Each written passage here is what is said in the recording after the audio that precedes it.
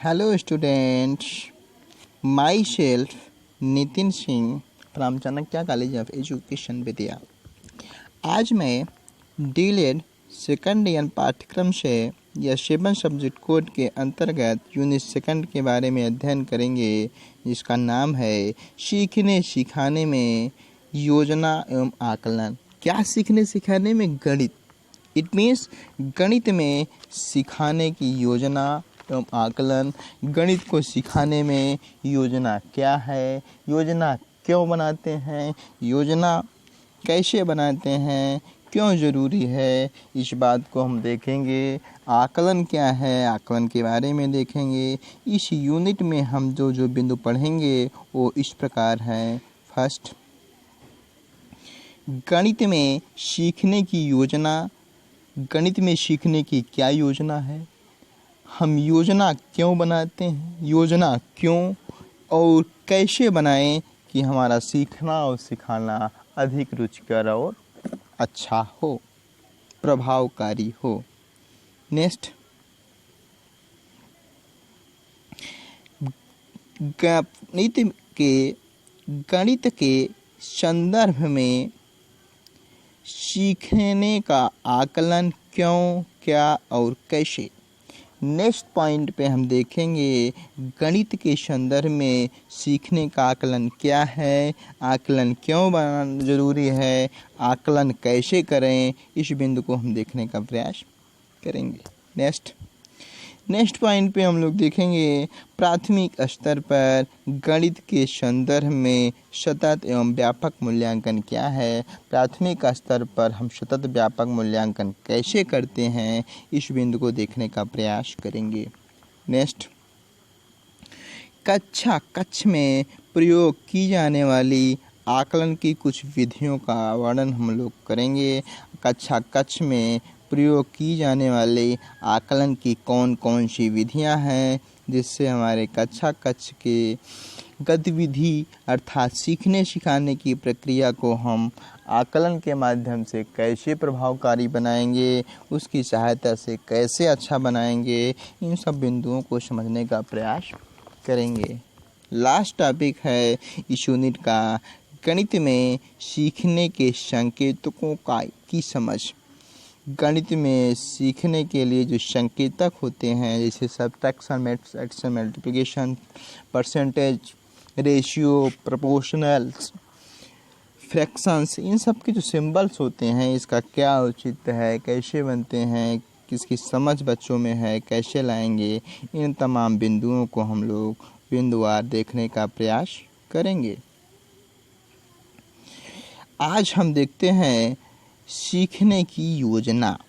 पहले सीखने की योजना क्या है, इस क्यों ज़रूरी है, पहले हम योजना के बारे में देखते हैं, योजना का इम्पोर्टेंस समझने का प्रयास करते हैं। योजना के बारे में जैसा कि हम लोग जानते भी हैं, सुनते भी हैं कि दैनिक जीवन में हमारा सामना गणित से होता रहता है। दैनिक जीवन मतलब इट्स हेल्प डेली लाइफ में कहीं ना कहीं हम गणित से रोज़ रूबरू होते हैं, तथा एक छोटा सा बच्चा भी उसे देखता है और महसूस करता है। गणित के बारे में एक छोटा बच्चा भी उसे ऑब्जर्व करेगा और समझने का प्रयास करेगा, कहीं न कहीं ये गणित है। अर्थात माता पिता उसे इसमें छिपी गणित के खेलों के माध्यम से समझाने का प्रयास भी करते हैं।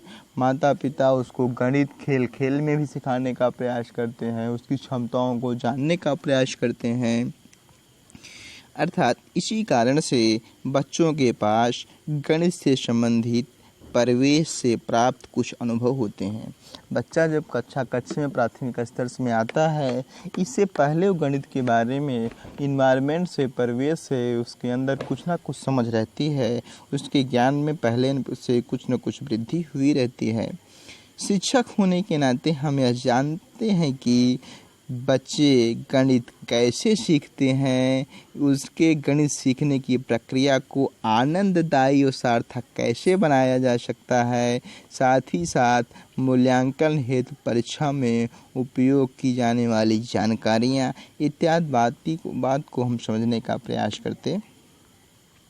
इट मीन्स यदि हम गणित के शिक्षक हैं, यदि हम गणित के शिक्षक हैं तो हमें ये जानना बेहद ज़रूरी हो जाता है। ये लाइन आप ध्यान दीजिएगा, ये लाइन इम्पॉर्टेंट है कि बच्चे में गणित कैसे सीखते हैं और बच्चे गणित कैसे सीखते हैं और उसके सिखाने की प्रक्रिया को आनंददायी सार्थक कैसे बनाया जा सकता है। साथ ही साथ मूल्यांकन हेतु परीक्षा में उपयोग की जाने वाली जानकारी एक शिक्षक होने के नाते हम ऑब्जर्व करते हैं, जानने का प्रयास करते हैं। हम एक छोटे से एग्जाम्पल के माध्यम से हम समझाने का प्रयास करते हैं योजना क्यों ज़रूरी है, योजना बनाना क्यों आवश्यक है, क्या बिना योजना के हम शिक्षण कार्य नहीं कर सकते। देखते हैं, एक छोटा सा एग्जाम्पल आपको समझाने का प्रयास करते हैं। एक छोटे से एग्जाम्पल समझते हैं। मान लेते हैं कि एक मिठाई वाला मिठाई तैयार करने से पहले किन किन बातों पर विचार करता है। चलिए आप लोग बताएंगे। फर्स्ट, इसमें से उसके पास नित्य कितने कस्टमर आते हैं। पहली बात तो ये जानेगा कि हमारे पास प्रतिदिन कितने कस्टमर आते, ये बात जानेगा। सेकंड स्टेप पे वो जानेगा कि ये कौन कौन सी मिठाइयाँ पसंद करते हैं। इट मीन्स जो हमारे कस्टमर हैं इनको कैसी मिठाइयाँ पसंद हैं ये जानने का प्रयास करेगा। नेक्स्ट, उनको बनाने के लिए कौन कौन सी सामग्री की आवश्यकता होगी ये भी जानने का प्रयास करेगा। नेक्स्ट, उसकी मात्रा क्या होगी, कौन सी सामग्री किस मात्रा में मिलाई जाए ये भी जानने का प्रयास करेगा मिठाई वाला। उसको बनाने की कौन सी विधि उपयोग में लाई जाए, कौन सी विधियां हैं कि उचित मात्रा में मिठाई बने, उसको भी बनाने का प्रयास समझने का प्रयास करेगा। बनाने का क्या क्रम है, उस मिठाई की जो कंपोनेंट्स मिलेगी, विधियाँ किस विधि से मिठाई बनाई जा सकती है, कौन कौन सी मात्रा चाहिए, इन लोगों को जान लिया। लेकिन उसको कौन सी मात्रा किस क्रम में मिलाना है इसको भी मिठाई वाला जानने का प्रयास करता है। इन सब के बाद ये भी समझता है कि इसके आधार पर खर्च क्या आएगा और श्रम कितना लगेगा। इसके आधार पर मिठाई वाला अपने लाभ को देखते हुए मिठाई का मूल्य तय करेगा और ग्राहकों का बेचेगा। आइडिया आया? हमने ये एग्जाम्पल क्यों दिया, इससे कुछ आइडिया मिला। अच्छा, एक बात, ठीक, अब यही बात क्या मिठाई वाला ये इतना योजना, इतना प्लानिंग न करता, इतनी चीज़ें व्यवस्थित ना करता, क्या मिठाई न बना पाता, मिठाई न बेच पाता? हाँ, नहीं, बना लेता, बनाता, लेकिन उसको वांछित परिणाम न मिलता। वांछित परिणाम कहने का मतलब कि जितना लाभ हो प्राप्त कर सकता उतना लाभ हो न प्राप्त कर पाता। लाभ मिलता लेकिन उतना न मिलता, व्यवस्थित रूप में न मिलता। अभी जैसे देखिए किसी एक बिंदु पे कि वो कौन सी मिठाई बना, उसके ग्राहक कितने आते हैं। हमारे पास मान लो 10 ग्राहक आते हैं, हमने 200 मिठाई बना दिया या 5 मिठाई बनाया। कौन कौन सी मिठाई पसंद करते हैं, ग्राहकों ने दूसरी मिठाई पसंद की, हमने दूसरा बना दिया। इस किसी एक बिंदु पे देखेंगे किस सामग्री में क्या प्रयोग कर दिया, किस बिना विधि से मिठाई बना दिया, तमाम बात को वांछित परिणाम। इसका कहने का मतलब कि जो सकारात्मक सोच उद्देश्य के साथ दुकान खोला था उसका वांछित परिणाम उसको न मिलता। उसी प्रकार से शिक्षण कार्य में भी है। हम बिना योजना के, बिना प्लानिंग के अपने विद्यार्थियों को यदि पढ़ाएंगे तो हमें वो परिणाम नहीं मिलेगा, उसके व्यवहार में उतना परिवर्तन नहीं होगा जितना हम सोचे हैं। वांछित परिणाम नहीं ला पाएंगे। उसके ज्ञान में तो वृद्धि तो होगी लेकिन उतनी वृद्धि नहीं होगी जितना हम उद्देश्य बनाए हैं, जिस विशिष्ट उद्देश्य के साथ हम शिक्षण कार्य कर रहे हैं। इसलिए योजना इतना ही आवश्यक है। बिना योजना के हमारा कार्य असफल और निरर्थक हो जाता है।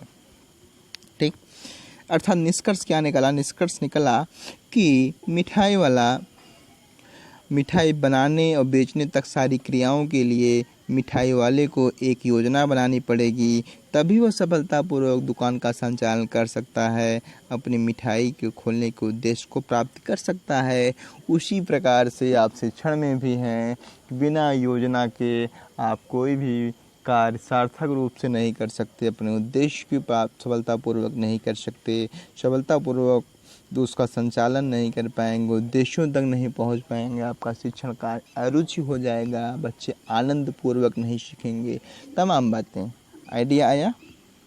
ठीक, चलिए आज इसी कड़ी में हम देखेंगे योजना क्यों बनाएं, योजना क्यों बनाएं, योजना क्यों ज़रूरी है, बिना योजना के क्या दिक्कत आएगी, योजना क्यों बनाएं। योजना क्यों बनाएं, इस पॉइंट को थोड़ा समझते हैं हम लोग। एक अच्छे बच्चे अच्छे ढंग से तभी सीखते हैं जब वे पाठ को इस ढंग से सावधानी पूर्वक व्यवस्थित किया जाए कि सीखने की क्रिया दिलचस्प बनी रहे। क्यों बोलो? बच्चे अच्छे से तभी सीखेंगे जब तक पाठ को इस ढंग से सावधानी पूर्वक व्यवस्थित किया जाए कि सीखने की क्रिया क्या बनी रहे, इंटरेस्ट बनी रहे, दिलचस्प बनी रहे। हम मनोरंजक ढंग से बच्चों को पढ़ाएंगे, बच्चे सीखेंगे नहीं सीखेंगे। ऐसे सवालों को उन्हें सीखने में मदद मिलती है जो उन्हें सोचने के लिए प्रेरित करती है। इट मीन्स उनकी लॉजिकल पावर, थिंकिंग एबिलिटी को हम विकसित करने का विकास कर रहे हैं। बच्चे को सीखने में वही मदद कर सकता है जो उनको सोचने के लिए मजबूर कर दे। अर्थात गणित सिखाने में जो हम योजना इसलिए बनाते हैं कि उनको सोचने के लिए तत्पर कर दे, प्रेरित कर दे। इसके अलावा ऐसी सामग्री या गतिविधि इस्तेमाल या उपयोगी होता है जिनसे बच्चों की समझ विकसित हो व अभ्यास का मौका मिले।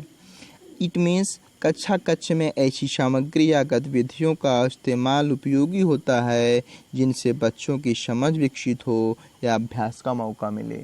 और गणित जैसे विषयों में अभ्यास उतना ही आवश्यक हो जाता है जितना कि एक डॉक्टर से तुलना किया जाए। अभी डॉक्टर्स आपके बोन्स का सर्जरी कर दे, अब सर्जरी करने के बाद आपको छुट्टी देने के पता लगा कि आपका पैर बैंड है, तो आप क्या करेंगे? प्रैक्टिस करेंगे, या प्रैक्टिस नहीं किए तो आपका पैर या हाथ वैसे बैंड रहा। इसलिए अभ्यास ही एक माध्यम है, प्रैक्टिस ही एक माध्यम है, आपको फ्लाइट कर सकता है, सही किसी दिशा में ला सकता है। अध्यापक एक बार आपको पढ़ा दिया, किसी कार्य को पूर्ति कर दिया, तो जब तक बच्चे उसका अभ्यास नहीं करेंगे तो क्या हो जाएगा? मिस हो जाएगा, भूल जाएगा। उसी प्रकार छोटे बच्चों में भी होता है कि हम ऐसा प्लानिंग बनाएं, ऐसी योजना बनाएं कि बच्चे को अभ्यास का मौका मिले, बच्चों की समझ विकसित हो सके। अर्थात से दूसरी तरफ हम देखते हैं आपको कक्षा की सच्चाइयों का सामना भी करना होता है। इन सच्चाइयों में सामाजिक, आर्थिक, ढांचागत भिन्नताओं के अलावा पाठ्य वस्तु को लागू करने व मूल्यांकन से जुड़े मुद्दे भी शामिल हैं।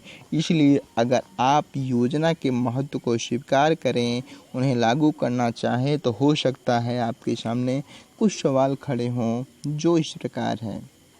आप योजना की बात कर रहे हैं, सब काम यदि योजना बनाकर ही करेंगे तो आपके सामने क्या क्या समस्याएं आ सकती हैं। जैसे फर्स्ट, अगर मैं चाहूँ कि वास्तव बच्चे में सीखें तो सिलेबस कैसे पूरा होगा। यदि हम उनके बच्चों के अभ्यास का पूरा जोर दें, उनके सीखने पे जोर दें, आनंदपूर्वक सीख सकें, तो हमारे सामने ये समस्या आ जाएगी कि उनका सिलेबस कैसे कंप्लीट करें। ये एक बृहद सिलेबस होता है बच्चों में, पाठ्यक्रम के जिस स्तर के बच्चे होते हैं उनके अनुरूप सिलेबस उनके पाठ्यक्रम के अनुसार नहीं कंप्लीट कर सकते। योजना के द्वारा प्लानिंग करने में ये प्रॉब्लम आती है। नेक्स्ट, अगर पाठ्यक्रम के मुताबिक चलना है तो गणित सीखने के सिद्धांतों का पालन कैसे किया जाए।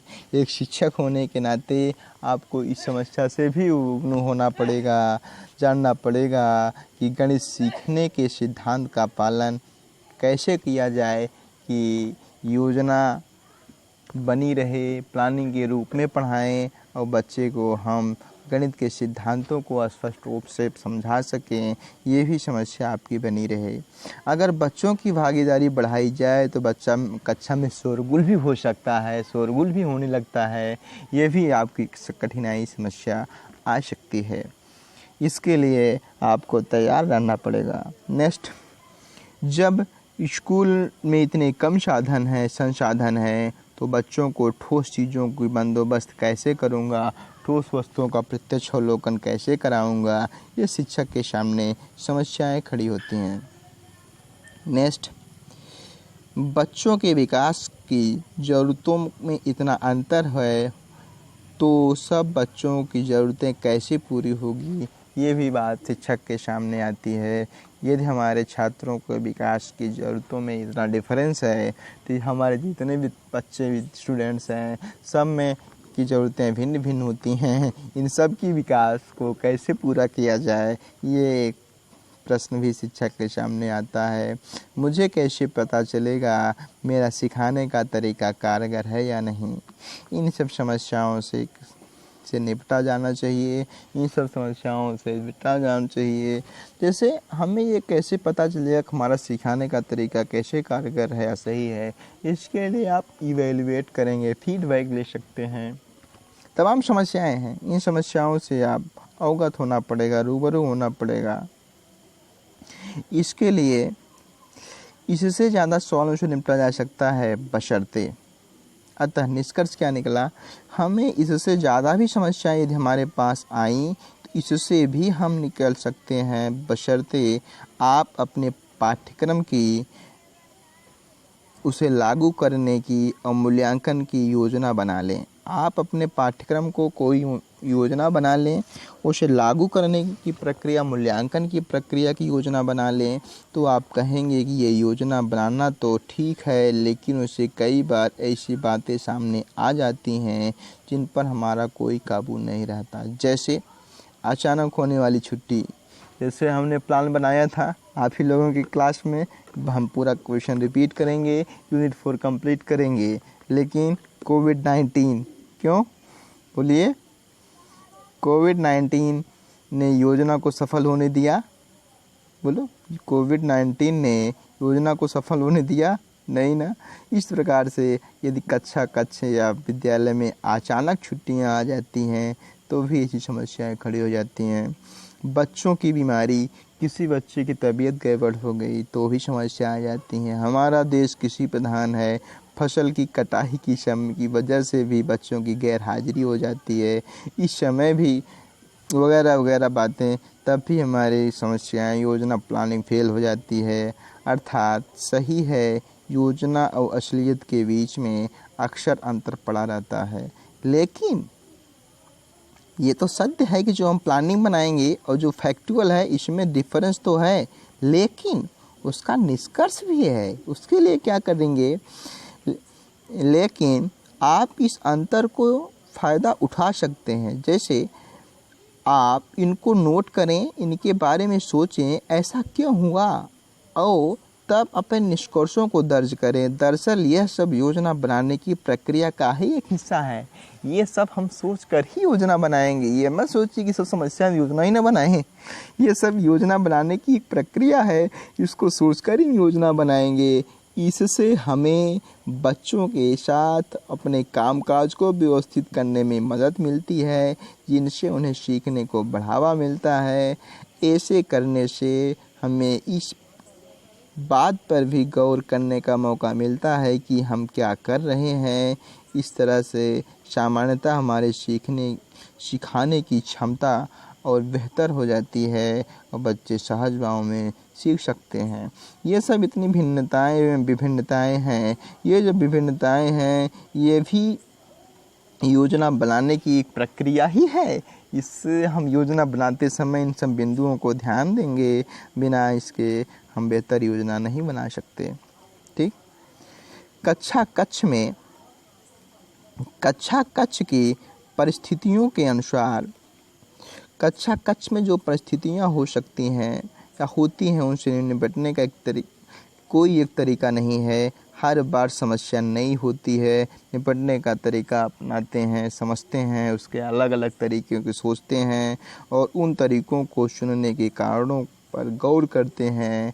इससे सामूहिक सोच की क्षमता बेहतर बनती है। एक अच्छे योजना, सही योजना बनाने के कुछ गुण हैं। हम योजना के किन किन पहलुओं को बनाएं कि हमारी योजना सफल हो, जो इस प्रकार है, हम इसको समझते हैं। ये बात आपके योग्य है, इसे आप जरूर समझिए। क्या कि योजना बनाने से लक्ष्यों को स्पष्ट करने में मदद मिलती है। लक्ष्य का मतलब कि हमने जो लक्ष्य बना के आया हुआ है कि हमारे लक्ष्य गोल्स क्या हैं, उस गोल को पहुंचने में हमारी योजना ही एक है, माध्यम है कि जो उसको स्पष्ट करती है, हम आसान तरीके से पहुंच सकते हैं। हम बिना योजना के अपने उद्देश्यों, लक्ष्यों की प्राप्ति नहीं कर सकते। कर तो पाएंगे, लेकिन वांछित की बात आएगी, व्यवस्थित क्रम में नहीं कर पाएंगे, टाइम टेकन रहेगा। इसलिए योजना बनाना अत्यंत आवश्यक है। नेक्स्ट, योजना बनाने से सुनिश्चित होता है कि विषय वस्तु के सारे पहलू शामिल कर लिए गए हैं। योजना बनाने से ये भी बात सामने आती है कि विषय वस्तु जो कंटेंट्स हैं, इसका कोई पॉइंट छूटा तो नहीं है। बिना योजना के हम टीचिंग करेंगे तो हमें आइडिया ही नहीं होगा किस टॉपिक को पढ़ाया, किस टॉपिक को छोड़ा। योजना के अनुसार यदि पढ़ाएंगे तो ये आइडिया रहेगा, हमने इस टॉपिक को रिलीव किया है, इस बिंदु को बच्चों को छोड़ा है, इससे सीखने में बच्चों को मदद मिलेगी। इट मीन्स योजनाएं से यह सुनिश्चित हो जाता है, फिक्स हो जाता है, विषय वस्तु के सारे जरूरी जो कंटेंट्स हैं वो शामिल हैं कि नहीं।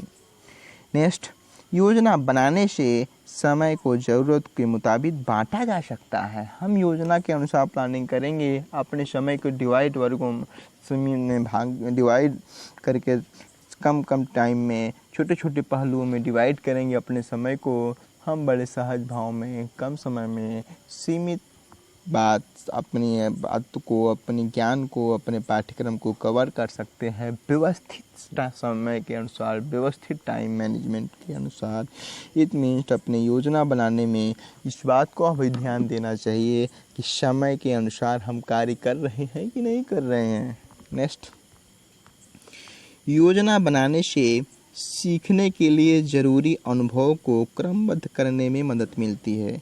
योजना बनाने से क्या होता है, सीखने के लिए जो ज़रूरी अनुभव हैं उसको हम क्रमबद्ध करने में हमें मदद मिलती है। योजना बनाने से हम सीखने के जो अनुभव उसको व्यवस्थित क्रम में ले चलते हैं, एक के बाद एक व्यवस्थित क्रम में सिखाते हैं। इससे सीखना सहज और रोचक और आनंददायक होता है, बच्चों में दिलचस्पी बनी रहती है। योजना बनाने से बच्चों की दिलचस्पी व ध्यान रखने में मदद मिलती है। योजना बनाने से क्या होता है, बच्चों को ध्यान रखने में भी मदद मिलती है, हेल्पफुल होता है। नेक्स्ट, योजना बनाने से गैर ज़रूरी दोहराव से भी बचा जा सकता है। हम प्लानिंग के अनुसार टीचिंग कार्य करेंगे तो गैर ज़रूरी दोहराव, जिसको इम्पॉर्टेंट नहीं है, जिसको हम रिपीट नहीं करना चाहते, उससे हम बच सकते हैं, उसको रिपीट नहीं करेंगे। इससे क्या होगा, अभ्यास के लिए दोहराव कराया जा सकता है, दोहराया जा सकता है।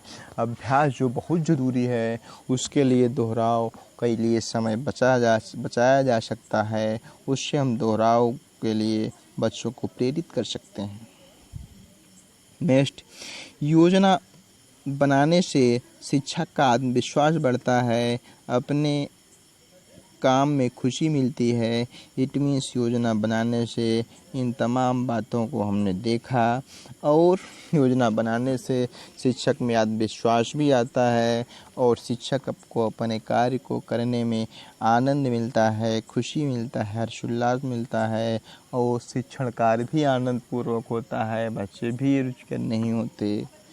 इस प्रकार से आज हमने योजना क्या है, योजना क्यों बनाएं, इन सब बिंदुओं पर आज हमने चर्चा किया। कल इसी कड़ी में योजना कैसे बनाएं योग पर हम लोग चर्चा करेंगे। आज के लिए इतना ही। यदि आपको वीडियो अच्छा लगे आज इस वीडियो को आप लोग लाइक करें, शेयर करें और चैनल को सब्सक्राइब करें। आपको कोई भी समस्या हो आप कमेंट बॉक्स में कमेंट ज़रूर करें, उसका निदान किया जाएगा। और कॉलेज के officially channel Chanakya college of education को भी आप लोग सब्सक्राइब करें। वहाँ पे अन्य प्रोफेसरों के वीडियोज़ भी आपको मिलते रहेंगे। आज के लिए इतना ही। Thank you class.